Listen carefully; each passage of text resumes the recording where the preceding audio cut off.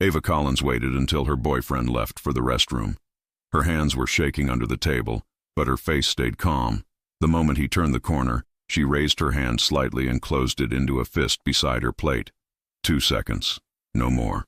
At the next table, Matteo Romano saw it. He didn't move. He didn't blink. Blue eyes steady. Jaw set. He knew the signal.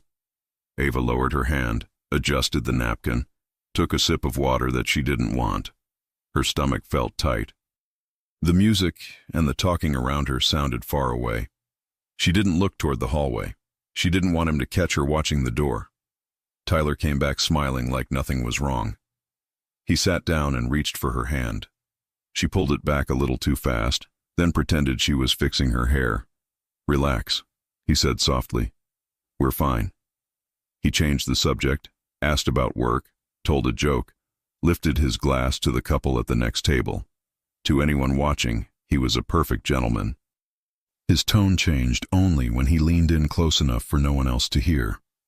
"Stop acting weird," he whispered, "or we leave and you'll regret it." Ava kept her eyes on the plate. "I'm fine." At table 12, Matteo signaled the waiter with 2 fingers. It looked casual. It wasn't. A wine bottle appeared at Tyler and Ava's table, compliments of the house. The waiter moved between them again and again with small delays, an extra tray, a check that needed a second signature. Each pass gave Ava a few more seconds to breathe. Matteo's second, Luca, leaned closer. "Boss?" "Not here," Matteo said. "Let him finish and walk her out. At the door we step in." Tyler paid the bill. He stood and pulled out Ava's chair, hand brushing her waist a little too tight for a public place. She didn't react. She picked up her clutch and walked beside him toward the exit. The host smiled, wished them a good night. The street outside was quiet, warm light spilling across the sidewalk from the restaurant windows. Tyler stopped just past the door and turned on her with a smile that didn't reach his eyes. "You made me look stupid in there," he said softly. "I didn't do anything," Ava answered. "You did." He took her wrist, not hard, not gentle. He angled her slightly into the shadow by the window like he was fixing her necklace. He wasn't. His fingers locked on her skin. Matteo stepped out of the doorway and didn't rush. He didn't posture. He simply stood where Tyler had to see him, 1 pace closer than polite, the kind of presence that filled space. The host hesitated behind the glass, unsure. Passers-by kept moving. "Evening," Matteo said. Tyler stared at him, then at the tattoos along Matteo's hand, then at the way Luca and another man had drifted to either side of the sidewalk without looking like guards. "Can I help you?" Tyler asked. "You're holding her," Matteo said. Tyler let go, reflex, not choice, then smiled. "I'm not holding anyone. We're leaving." He took Ava's elbow again, lighter this time. "Let's go." Matteo's eyes didn't leave Tyler's face. "You're done for the night." "Excuse me?" "You heard me." Ava looked at Matteo properly for the first time. She recognized the suit, the clean beard line, the steady eyes. She knew it was him. The man who saw the signal. The man who stood up. "Sir, with all respect," Tyler said, dropping the politeness with each word. "Mind your business." "She asked for help," Matteo said. "That makes it mine." Tyler laughed once, quick and sharp. "Is that right?" "Yes." Luca spoke for the first time, calm and bored, like he was reading a menu. "You're going to step back, apologize, and leave alone. Or you're going to make a scene in front of that camera." He nodded toward a black dome mounted under the awning. "Pick fast." Tyler looked up at the lens. He looked back at the 2 men now standing wide enough to block the path behind him. He smiled again because smiling was his habit when angry. "Fine," he said, releasing Ava's arm. "We'll talk later." "No," Matteo said. "You won't." Tyler aimed a glare at Ava. "Call me when you're done being dramatic." He turned and walked to the curb. A rideshare crept up the block. He got in and slammed the door. The car pulled away. Silence sat between the 3 of them. The host pretended to wipe the podium inside. People kept eating. The street breathed again. Ava's throat felt tight. She kept her eyes down for a beat, then raised them to Matteo. "You saw me," she said. "Yes. I wasn't sure anyone would. You asked. I don't ignore that." She nodded, swallowing. "Thank you." Matteo looked at her wrist. The skin was red where Tyler's fingers had been. He didn't reach for it. "Do you have a ride?" "I'll call one." "Call it here," he said. "Wait by the door." She hesitated. "I don't want more trouble." "You won't get any," he said. "Not tonight." She stepped back under the awning. Her hands were steadier now. She opened the app, ordered a car. 2 minutes. She exhaled and held her clutch tighter. Luca kept his eyes on the street. "You want me to follow him?" "Yes," Matteo said, quietly. "I want to know where he sleeps, where he works, who he calls." "On it." Ava watched the cars move along the curb. She looked at Matteo again. "You don't even know me," she said. "I don't need to." "Then why help me?" Matteo's answer was simple. "Because you asked the right way, and because people were watching and did nothing." The rideshare arrived. The driver rolled down the window. "Ava?" "Yes," she said. She looked at Matteo one more time. "I won't forget this." "Go home," he said. "Don't look back." Ava got in the car. The driver pulled away into traffic, and the restaurant lights slid over the windshield, then fell away behind them. Luca returned to Matteo's side, phone to his ear, voice low. "He's heading north. I've got 2 tails on him. If he changes cars, we still have him." "Good," Matteo said. "I want everything before morning." They stood there for a moment, the night quiet again. Luca pocketed his phone. "You're getting involved," he said. "She asked for help," Matteo answered. "A lot of people ask." "Not like that." Inside the car, Ava kept her hands on her lap and watched the city pass. A message from Tyler flashed on her screen, then another, then 3 missed calls. She turned the phone face down and closed her eyes. For the first time that night, her breathing slowed. The driver glanced in the mirror. "You okay?" "I will be," she said. At the next red light, a motorcycle turned behind them and then slipped away into a side street. A black sedan stayed 2 cars back and never pushed. Ava didn't notice it. She didn't know it was there for her, not against her. Matteo walked back inside only long enough to settle his bill and speak to the manager. He didn't mention names. He didn't order anything. He left a number and a clear request. If that man ever stepped into the restaurant again with her, the manager should call before seating them. Outside, Luca checked a message. "Boss?" He stopped 3 blocks up, got out, and circled back on foot. "He's watching the corner near her building." Matteo's face didn't change. "Keep eyes on him. No contact unless he moves toward her. If he does, you stop him." "Clean or loud?" "Clean." Ava's ride slowed in front of her building. She watched the entrance, scanning the sidewalk without knowing what to look for. Nothing seemed wrong. She paid, said goodnight, and went inside with quick steps. The doorman nodded. The elevator doors closed. Across the street, Tyler stood in a doorway with his hands in his pockets, hood up, face turned away from the traffic. He didn't follow her in. He stood still and waited. Half a block down, Luca leaned on a corner, lighting a cigarette he didn't smoke. 2 more of Matteo's men sat in the sedan with the engine off. The street looked normal. It wasn't. Matteo checked his watch, then looked back toward the river. He didn't like loose ends at night. He didn't like the thought of her phone lighting up with threats and apologies. He pulled out his own phone. "Hayes," he said when the line picked up. "Romano, to what do I owe the pleasure? You'll have footage in your inbox in 10 minutes. Street camera outside Vittoria. Man grabbing a woman's wrist. You'll know which one when you see it." "And why are you helping me help you?" the detective asked.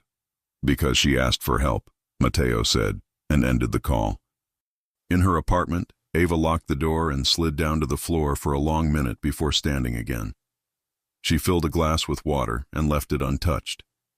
She put her phone on the counter and watched the screen light up with another message. She powered it off. Through the window, the city lights blinked.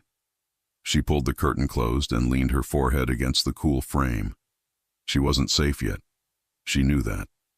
But for the first time in a long time, she felt like someone had seen her and done something.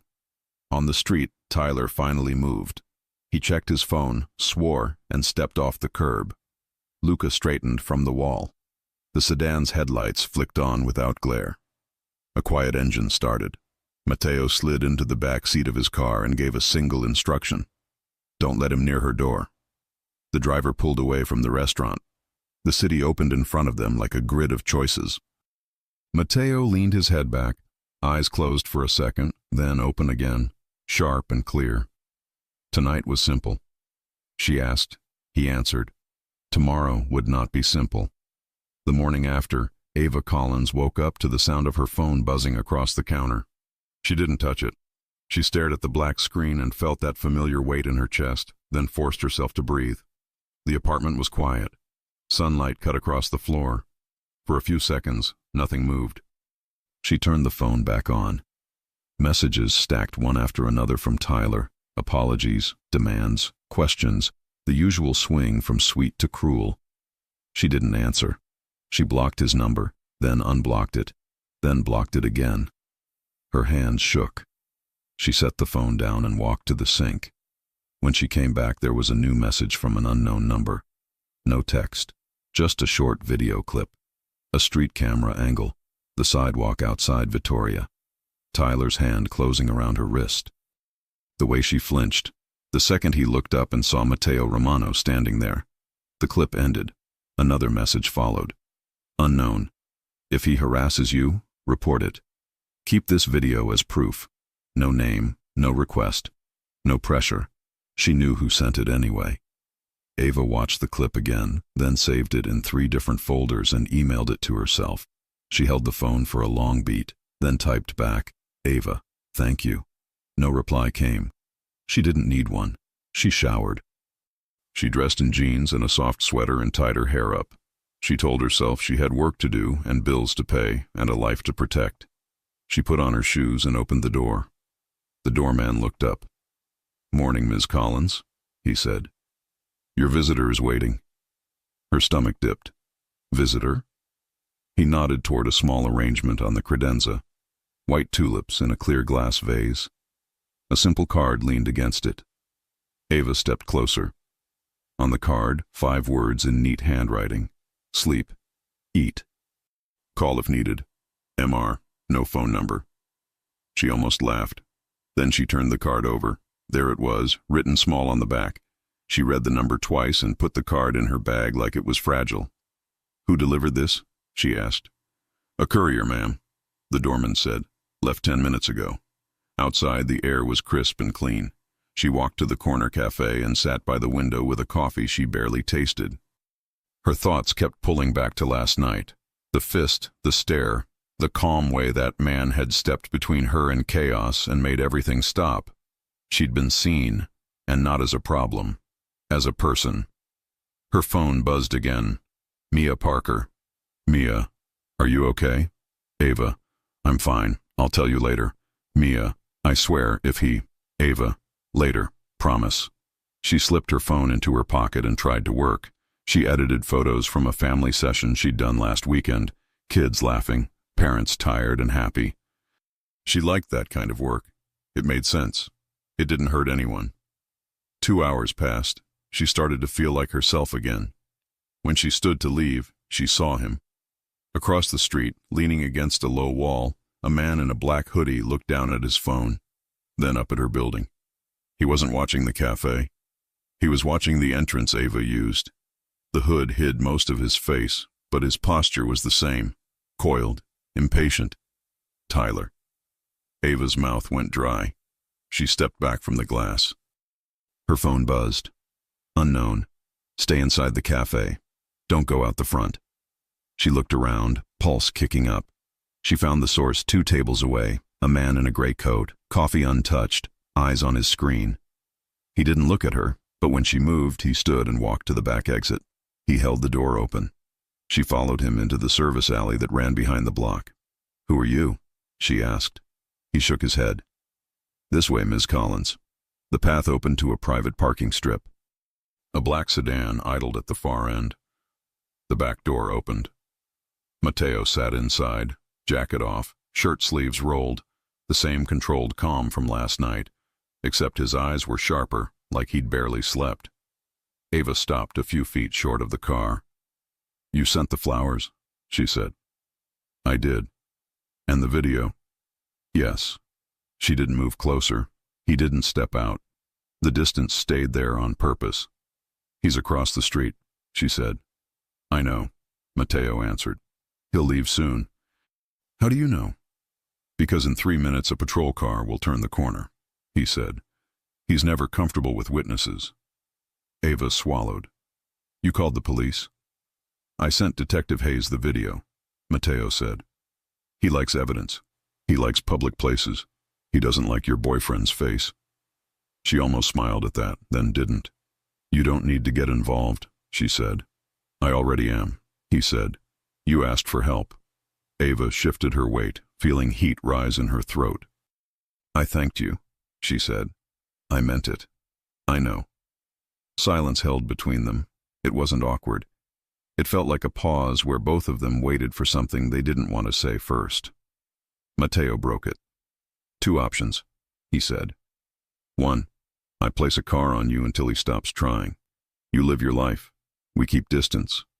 And 2, you come somewhere safe for 48 hours. No pressure, no questions you don't want.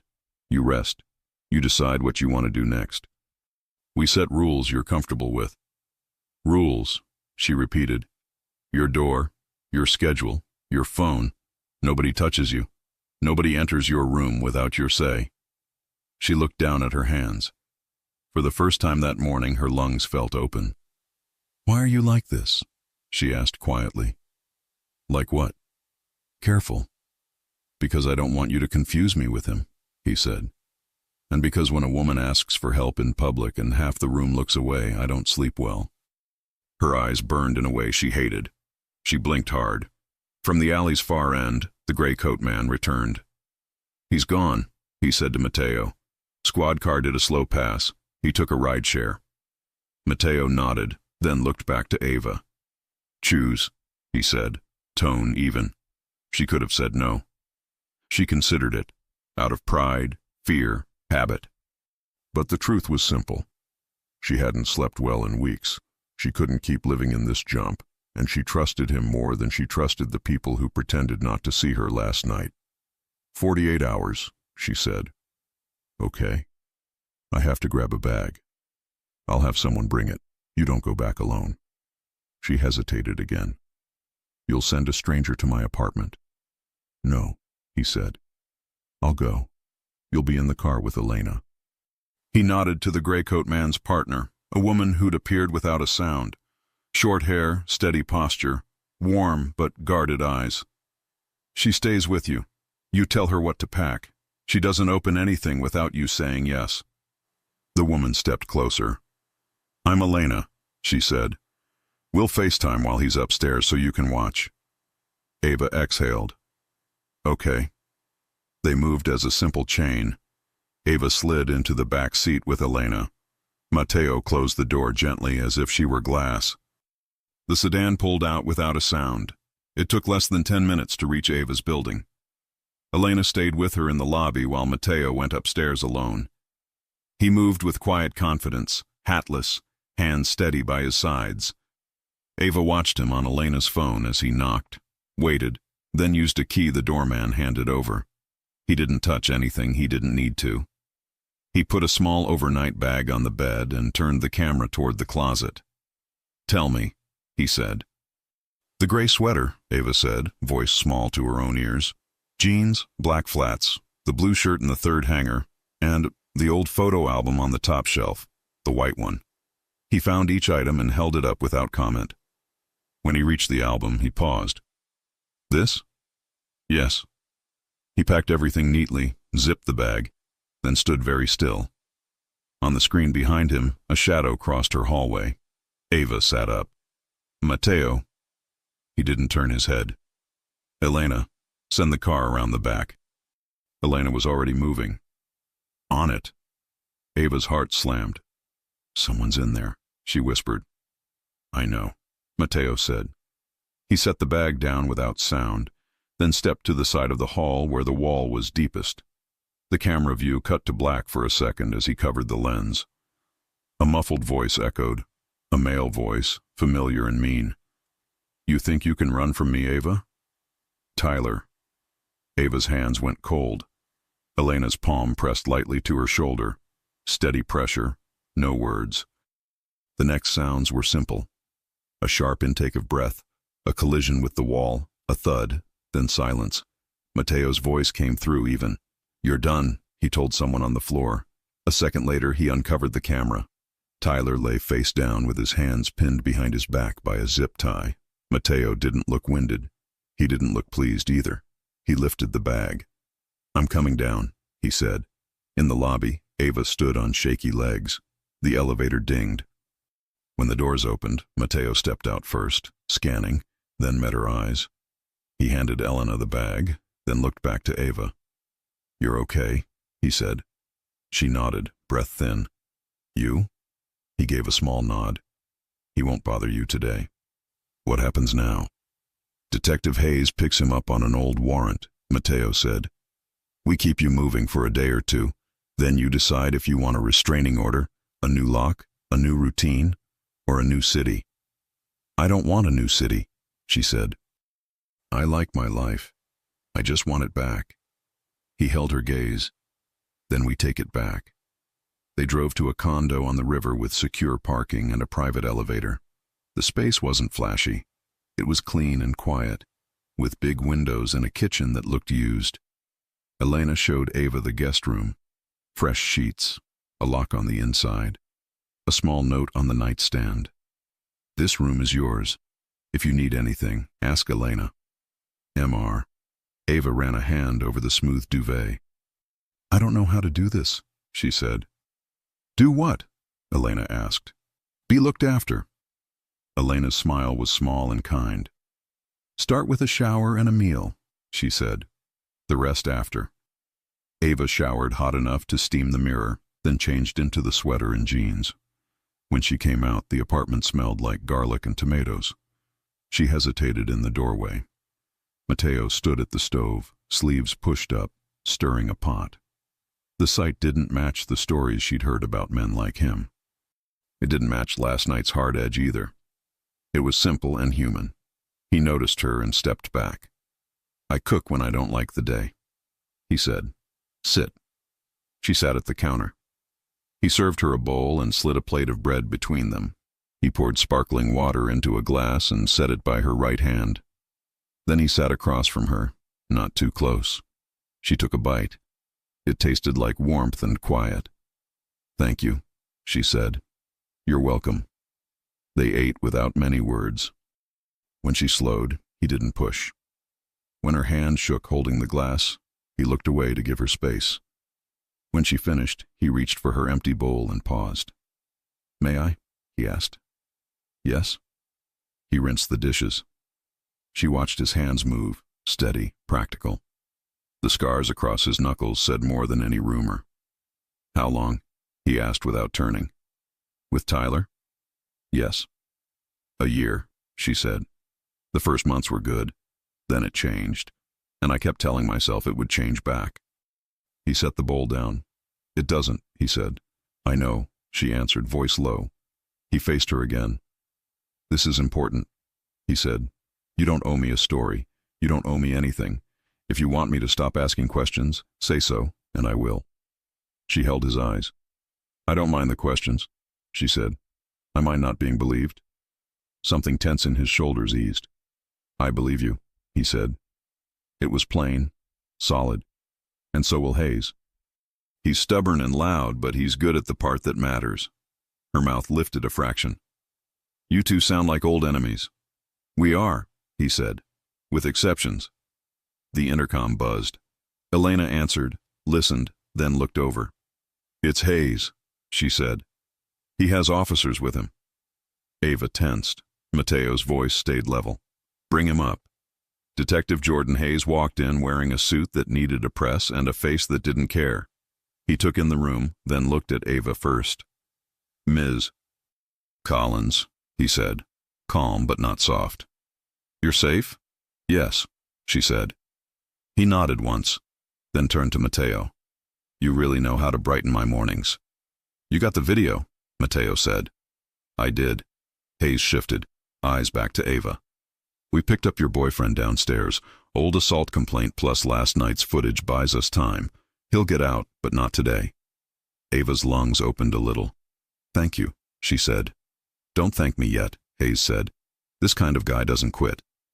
We build a wall he can't climb. He held out a simple card.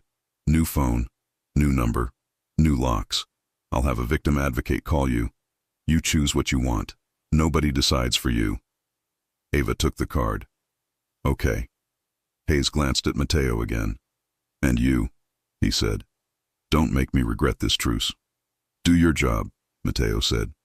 I'll do mine. Hayes snorted. Your job is illegal. Not today, Mateo said. Elena's phone buzzed on the counter. She picked it up, read, and her face shifted. Boss, she said, voice low, we have a problem. Mateo's eyes cut to her. What is it? Rocco Bellini sent men to the garage where we left Tyler's car. They're towing it under a shell company, and there's another message. She handed Mateo the screen. A photo of Ava leaving the cafe that morning. A red circle drawn around her wrist. Text under it. She looks good afraid. RB, Ava felt the room tilt a fraction. Mateo didn't raise his voice. He didn't change his posture. He set the phone down with care. Hayes cursed. Bellini, he said. Of course. Ava looked between them. Who is he? The wrong kind of attention, Hayes said, and the reason I hate charity galas. Mateo turned to Ava. The 48 hours just changed, he said. We're going to make a plan tonight. You don't go anywhere alone, not the hallway, not the elevator. She nodded, feeling her pulse in her throat. Okay. He took a breath. You're safe here, he said. Not because I say so. Because we'll make it true. For the first time that day, she let herself meet his eyes and hold them. I believe you, she said. The moment lasted one beat too long to be neutral. Hayes noticed and didn't comment. Elena didn't look up. The intercom buzzed again, 3 short pulses. Elena's head snapped toward it. That's the garage alarm, she said. Motion near the private entry. Mateo moved first. Positions, he said. Lights low. The apartment shifted from quiet to controlled movement in seconds.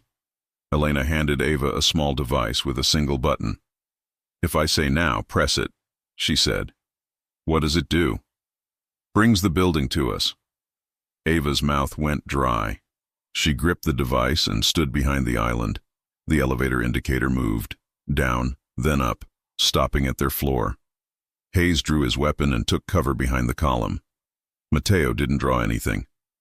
He stood a few steps in front of Ava, shoulders squared, head tilted slightly, listening for the scrape, the breath, the tell. The elevator doors slid open. A man stepped out alone, hands lifted to show they were empty. He wore a suit without a tie, and a smile that didn't match his eyes. Evening, he said. I'm here to make an offer. Elena whispered, almost on air. Bellini's lawyer. Hayes didn't lower his gun. He can make it from the hallway. The man kept smiling. Mr. Romano knows what we want, he said, and we know what he cares about. His gaze flicked to Ava for half a second, just enough to make the meaning clear. We can end this fast, or we can make it long. Mateo's voice was calm. You came to the wrong door. Did I? The man asked. He turned as if to press the elevator button, then stopped and lifted a second phone from his pocket. The screen glowed with a live feed. A tight frame. Mia Parker outside her apartment, keys in her hand, laughing into her phone. Behind her a car idled at the curb with its lights off.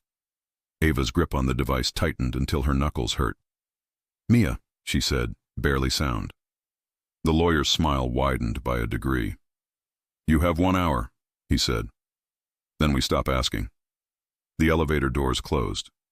Mateo stepped forward, eyes hard now, all the softness gone. He turned to Ava, and the promise in his voice was not gentle, it was absolute. We're going to get your friend, he said, and then we're going to end this. Ava couldn't sleep. Every time she closed her eyes, flashes from the last 2 days returned. Tyler's hand on her wrist, the sound of Mateo's voice, the way his presence had filled the room without a single threat. It wasn't fear anymore. It was something else. Something she couldn't name. She got up quietly and walked to the living room. The city stretched outside the tall windows, all glass and cold reflections. It was past midnight. She poured herself some water and turned on a small lamp. "You should be resting." Mateo's voice came from behind her. She turned. He stood by the hallway, barefoot, shirt unbuttoned halfway, sleeves rolled. His tone wasn't harsh. It was soft, almost careful. "I couldn't sleep," she said. He nodded once, stepping closer but stopping a few feet away. "Bad dreams?" "Memories," she said. "They don't turn off that easily." He leaned against the counter, watching her with those piercing blue eyes that always seemed to see too much. "That's normal," he said. "It means you're still fighting." She half smiled. "I'm tired of fighting." "Then don't," he said simply. "Not tonight." For a moment, silence filled the space. Ava felt strangely safe, even standing near a man whose name carried weight in every corner of the city. But here he wasn't that man. He was just quiet, present. She looked at him. "You said you didn't sleep well when people ignore things like what happened to me. How many times have you seen it?" "Too many," Mateo said. "The city hides cruelty in polite smiles. You learn to notice the eyes that never meet yours. And you decided to stop looking away," she said softly. He met her gaze. "Someone has to." Ava sat down on the couch, pulling her knees up slightly. Mateo didn't move closer, but his attention stayed on her, calm and protective. "I don't understand you," she said after a pause. "You run an empire people are scared of, but you protect strangers." "People think I'm dangerous," he said. "Sometimes they're right, but I know what kind of man I never want to be." "And what kind is that?" she asked. "The kind who breaks someone just because he can." Ava looked down, her throat tightening. Mateo noticed but didn't push. He just stayed there, letting her feel whatever she needed to feel. Finally she asked, "Will he, Bellini, really go after my friend?" "Yes," Mateo said, honest and steady. "He likes control, and the best way to control someone is to make them afraid for others." She nodded slowly. "Then we have to stop him." He tilted his head slightly. "We? You helped me. You saved me. You didn't have to. And now he's using my friend to get to you." Her voice hardened. "I won't sit here and hide." For the first time, Mateo's lips curved slightly. "You don't scare easily, do you?" "Not anymore," she said. "Not after last night." He studied her for a second, then pushed off the counter and came closer. "If you want to help," he said, "you do it my way. No risks you can't handle." Ava's heartbeat quickened as he stood near her, close enough that she could smell his cologne. Clean, warm, like cedar and smoke. "Your way?" she asked. "I plan," he said. "You listen, and if anything feels wrong, you walk away. I don't care what we're in the middle of." "And if it feels right?" she asked before she could stop herself. Mateo's eyes softened but didn't lose focus. "Then you'll know." Their gaze held for a few seconds too long. Ava looked away first, heat rising in her chest. He handed her a small phone. "Encrypted line," he said. "If I call, you answer. If you call, I pick up. Don't text. Don't share it. It's only between us." She took it carefully, their fingers brushing for half a second. It was nothing and everything. That brief contact sent a spark she wasn't ready to name. "Thank you," she said quietly. Mateo nodded. "Elena will stay here tonight. I'll be downstairs with Luca. Try to rest." "Do you ever rest?" she asked. He smiled faintly, almost like he didn't want to. "Not really." Before leaving, he added, "You're safe here, Ava. I promise you that." The word promise echoed long after he disappeared down the stairs. The next morning, the condo smelled like coffee and something sweet. Ava followed the scent to the kitchen and found a note on the counter. Had to step out early. Hayes will call you at 10. Don't open the door to anyone but Elena. M.R. She smiled without meaning to. It was the first morning she'd woken up feeling like someone was thinking about her safety before she even got out of bed. Elena walked in, hair still wet from the shower. Morning, she said. You slept? A little. Better than yesterday. Progress, Elena said, pouring coffee. Matteo went to meet Hayes. Tyler's in holding, but Bellini's people are watching. Ava frowned. Do they know where I am? Probably not, Elena said. But they'll try. You're not the first woman Bellini has used. That's why Matteo's going after him. Used? Ava asked. You mean like... Elena nodded. Bellini finds women connected to politicians, bankers, anyone with leverage. He breaks them down, then owns them. Ava felt sick. And Tyler? Was his errand boy, Elena said. He brings women in, keeps them scared, reports everything. Ava's stomach twisted. She gripped her cup tighter. So I was just... No, Elena interrupted. You were the one who got away. Later that day, Matteo returned. He looked tired, his jaw tight, suit jacket off. He poured himself coffee and leaned against the counter. Hayes found something, he said. Bellini's people use a gallery downtown to wash money. They host charity events there every month. Let me guess, Ava said. One tomorrow? Exactly, he said. Bellini will be there. So will his lawyer. And you're going, she said. He nodded. I need to make him show his hand. Ava hesitated. What if I go too? Matteo looked up slowly. No, I'm not asking to play hero, she said. But if Bellini used Tyler to reach me, maybe I can help you get closer. He studied her face for a long time, weighing the risk. You're serious. I'm done hiding, she said, and I'm tired of being scared. He exhaled through his nose, rubbing the back of his neck. You realize what kind of place it is? Yes. And you realize Bellini will recognize you. Then let him, she said. Let him see what it looks like when I'm not afraid anymore. For a second, Matteo didn't answer. Then quietly he said, You sound like someone I'd follow into a fight. Ava smiled just a little. You already did. Something changed in his expression. Less guarded, more human. He looked away first this time. All right, he said. You'll go, but not alone. Your men? No, he said, eyes back on hers. With me. That night, while Elena helped Ava choose something to wear that wouldn't draw attention, Matteo stood in the hallway outside, talking quietly with Luca. When she stepped out, both men stopped. She wore a simple black dress, no jewelry, hair down, clean lines, quiet elegance. But when Matteo saw her, he couldn't look away for a full second. You'll fit right in, he said, voice low. Ava smiled faintly. That's the idea. Luca handed Matteo an earpiece and nodded. Everything's set. Bellini's security detail is heavy, but we've got eyes inside. Matteo turned to Ava. Stay close to me at all times. If anything feels off, you walk out. She nodded. And if it feels right? He looked at her for a moment, remembering her words from last night. Then we finish what we started. They left the building together, side by side.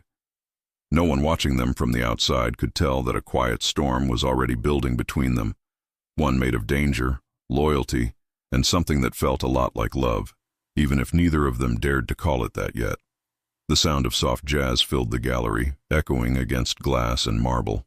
Ava stood beside Matteo, her hand resting lightly on his arm as they stepped into the bright space. No one looking at them would guess the truth, that this wasn't a date, it was a setup. The room buzzed with money. Laughter, expensive perfume, fake smiles, Bellini's world. Matteo kept his voice low. He's here. Ava followed his gaze. Across the room, Rocco Bellini laughed with two investors, his perfect suit and smug smile making her stomach turn. He looked nothing like the man she'd imagined, charming, composed, invisible evil wrapped in charm. Matteo leaned in slightly. Remember, he said, we're just another couple. Don't draw attention. Ava forced a small smile. That's easier when you look like this, she said. He raised a brow. Like what? Like the kind of man people stare at, she whispered. His mouth curved, just a hint. That goes both ways. Her pulse jumped before she could stop it. He wasn't flirting. Not really.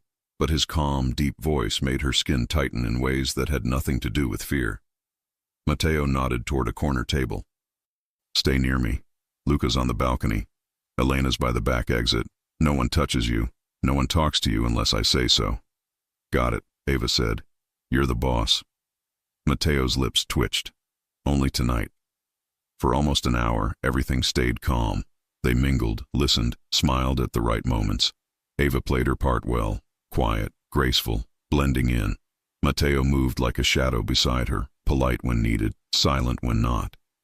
But under the surface, she felt the tension in him, the constant alertness of a man who trusted no one. Then, Bellini noticed them. He excused himself from the group and crossed the floor with the confidence of a man who believed he owned the room. Matteo Romano, he said with a grin. I was wondering when the ghost would show. Matteo didn't smile. Rocco. Bellini's eyes slid to Ava. And who's this? My date, Matteo said.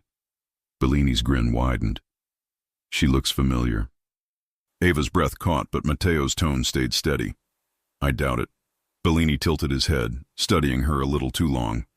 Pretty face like that. Hard to forget. Matteo's expression didn't change, but his hand brushed Ava's lower back, a subtle signal.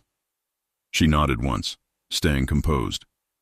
Well, Bellini said, still smirking. Enjoy the art. I'll see you soon. He walked away, but Matteo's jaw stayed tight. Ava whispered, He recognized me. I know, Matteo said. That's what we wanted. You wanted him to see me? Yes, he said quietly. Because men like Bellini only make mistakes when they think they're in control. Later, after the event, they returned to the condo. The city glowed below, quiet but alive. Matteo poured a drink at the counter while Ava kicked off her heels and sat on the couch. So, she asked, did we get what we needed? Yes, Matteo said.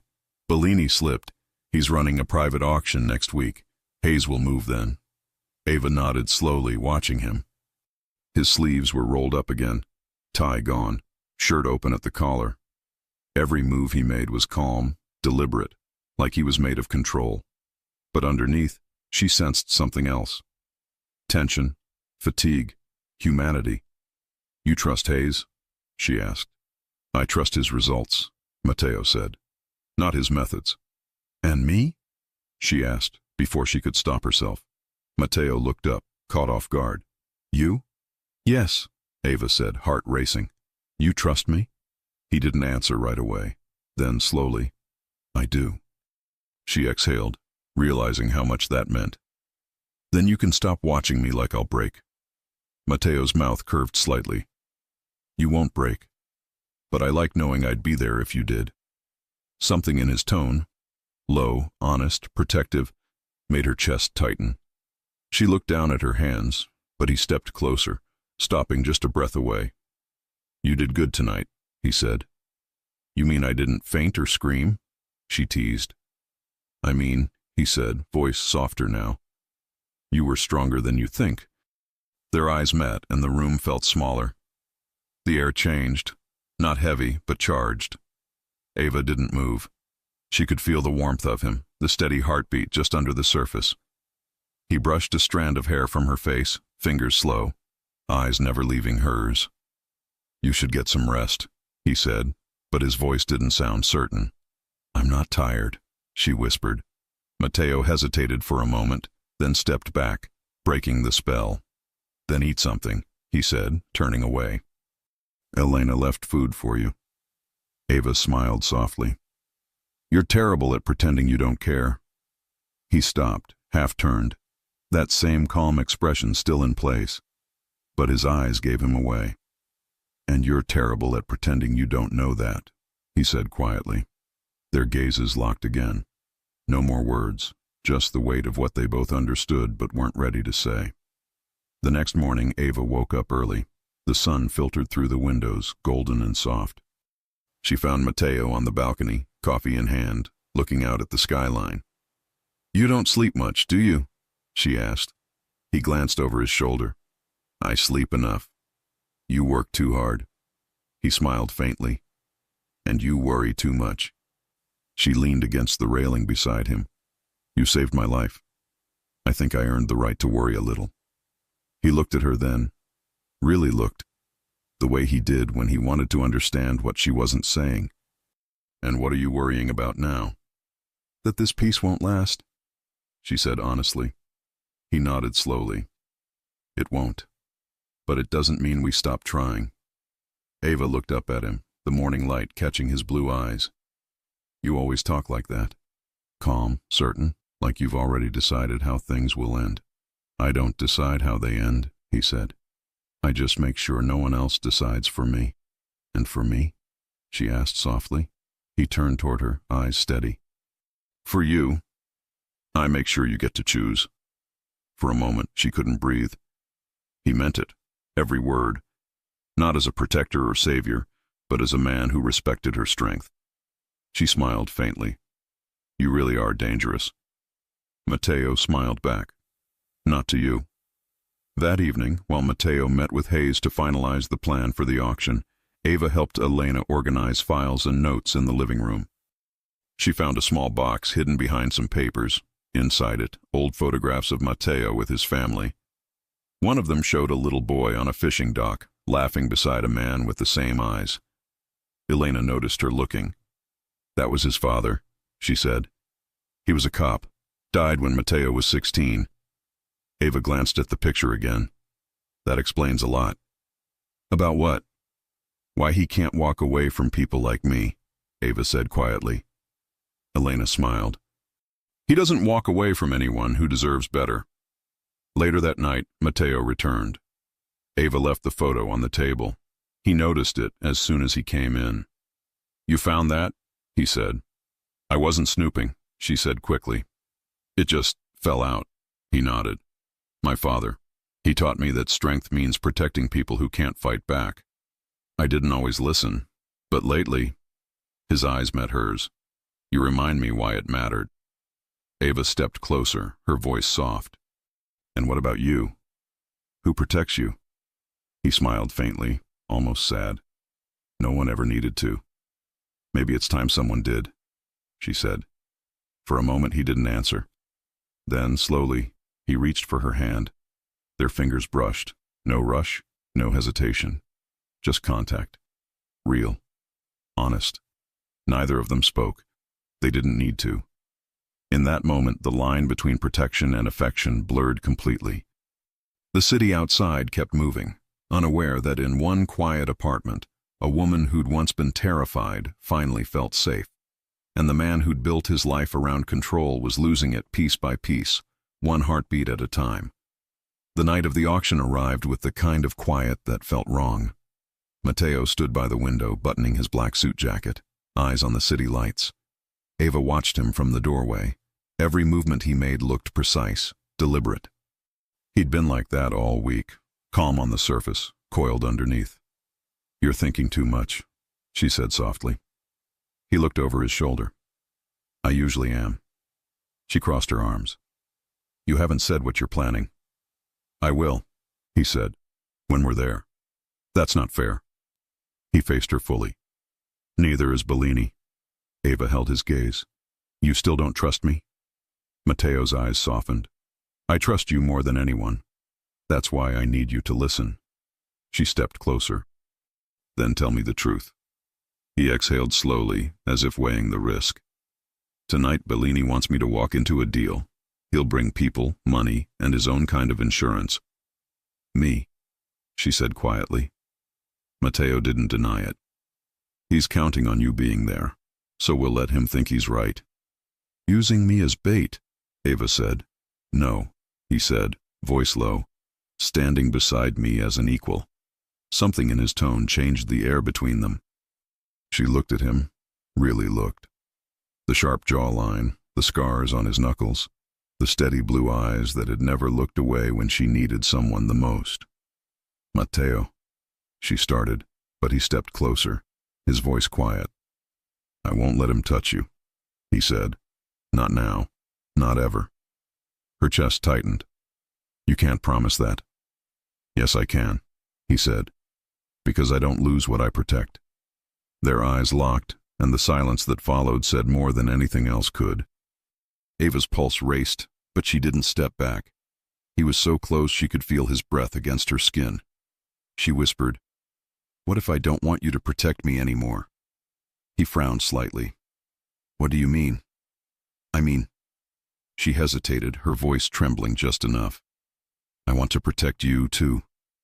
Matteo's jaw tightened, something flickering behind his eyes. He reached out, tracing his thumb along her cheek, slow and careful. "You shouldn't say things like that," he said quietly. "Why not?" "Because I'll start believing you."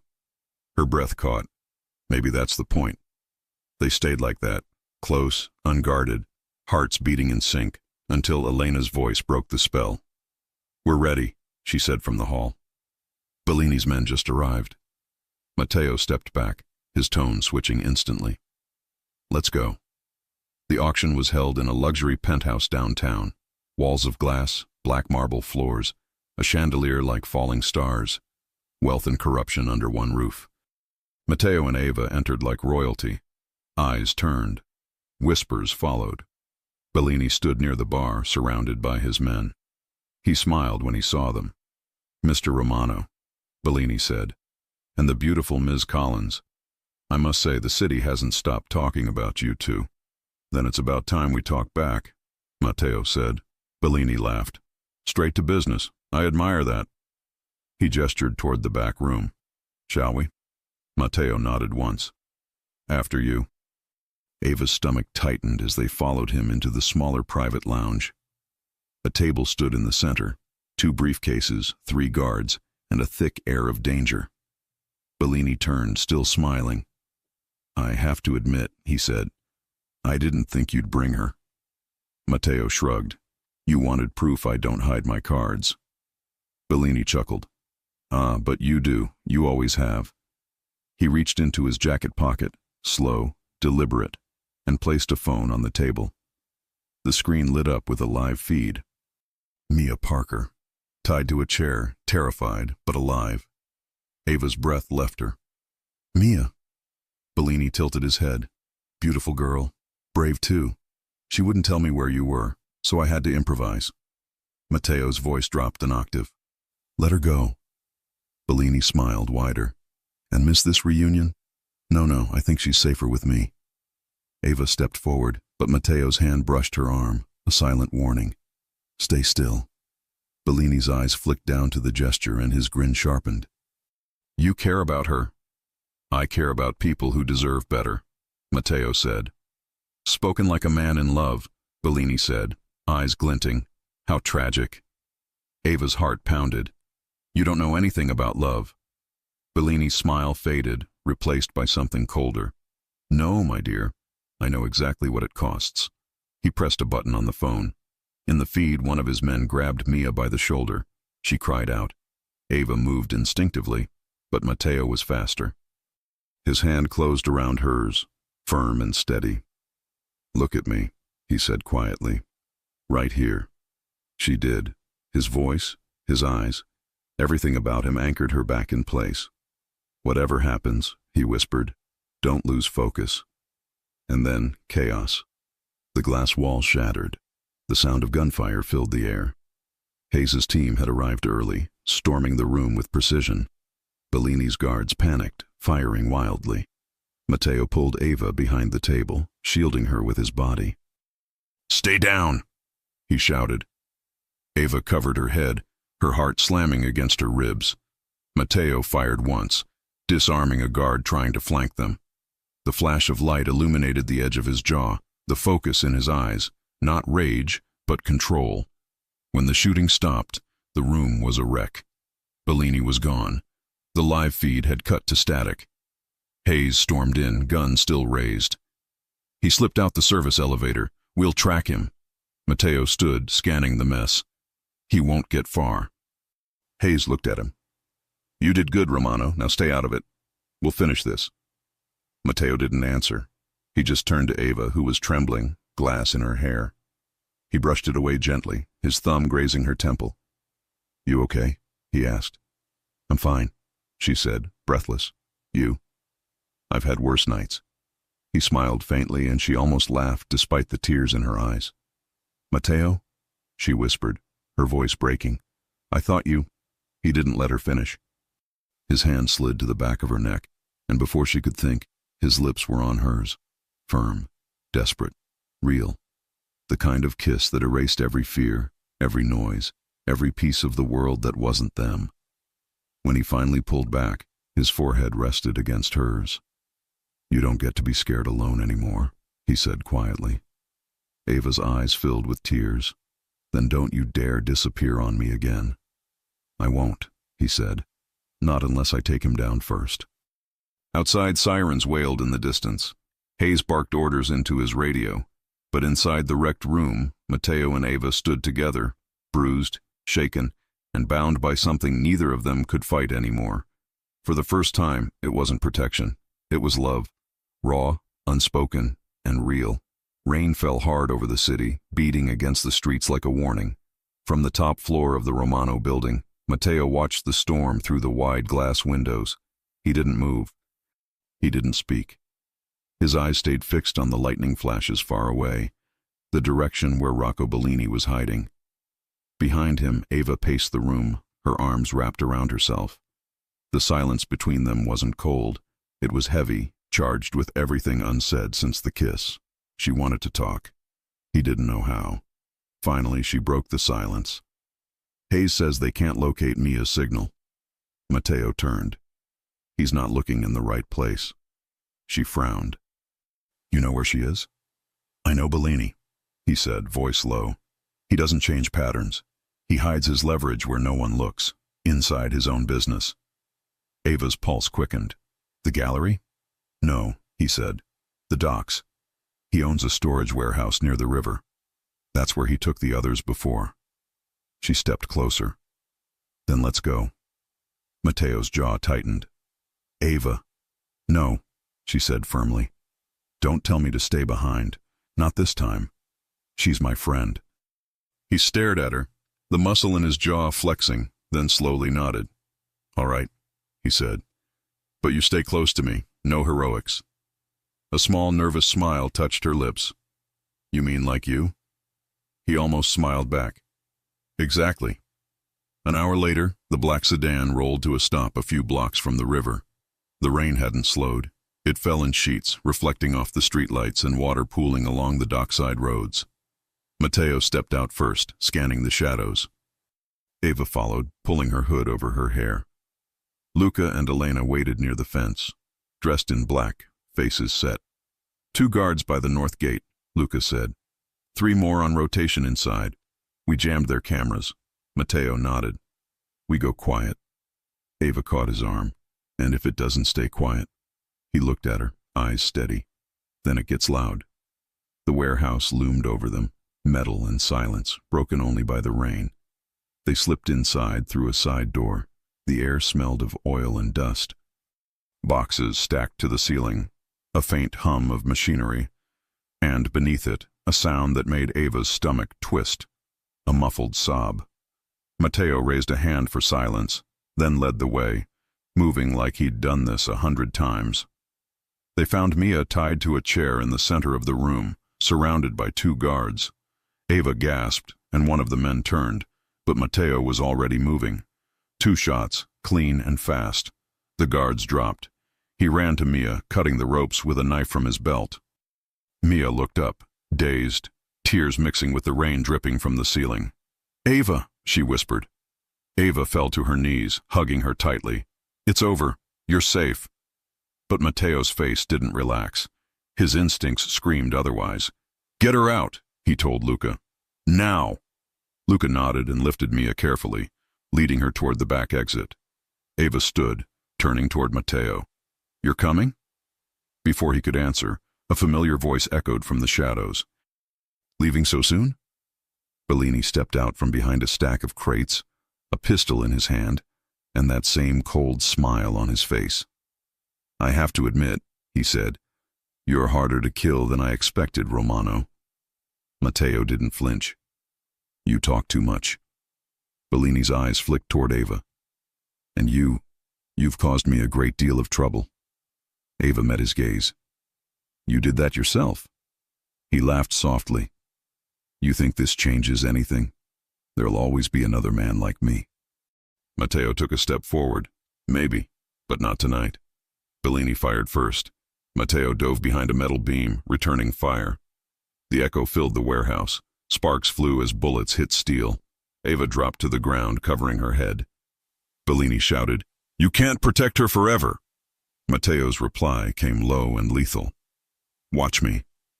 He moved fast, closing the distance. When Bellini's gun clicked empty, Matteo was already there, grabbing his arm, slamming him against the crate wall. The gun hit the ground. They fought hard, heavy hits, short breaths, anger years deep. Bellini reached for a knife, slicing Matteo's shoulder.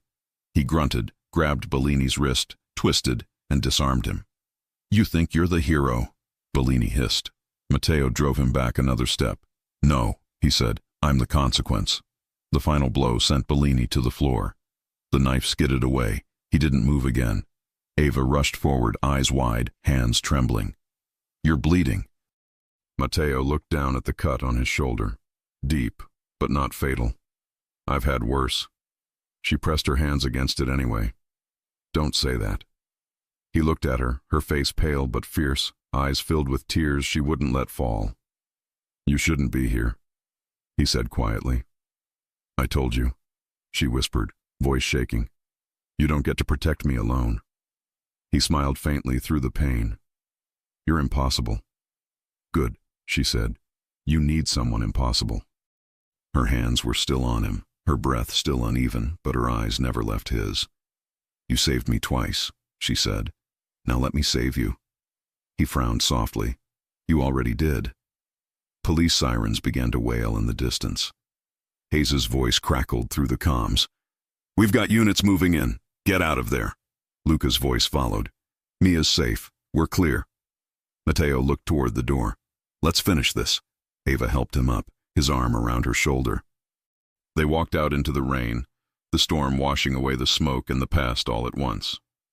By the time Hayes's team arrived, Matteo was already bleeding through his shirt, but he refused medical help until Ava and Mia were safe in the ambulance.